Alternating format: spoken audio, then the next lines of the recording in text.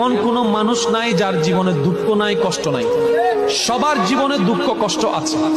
গড়ির কাটাই ঠিক এই মিনিটে পৃথিবীর কোনো না কোনো জায়গায় কেউ এখন হয়তো আগুনের মধ্যে পড়ছে, কেউ হয়তো ক্যান্সারের সাথে যুদ্ধ করছে, কারো কাছে হয়তো এই মুহূর্তে ডাক্তার এসে বলছে তুমি আর মাত্র বাঁচবে 3 দিন।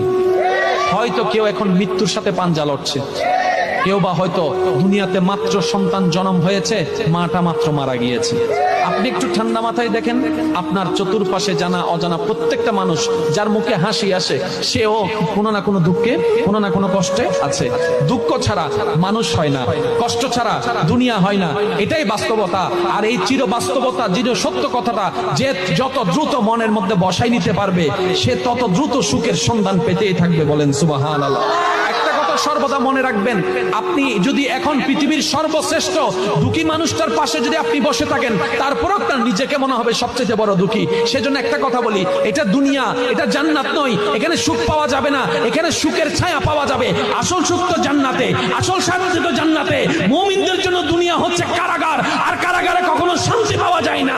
কারাগার থেকে মুক্তি পেয়ে যখন আমরা পরকালে যাব, রবের দয়া যখন হয়ে যাবে, জান্নাত পাবো, ওইটাই আমাদের সুখের কারখানা। বলেন সুবহানাল্লাহ।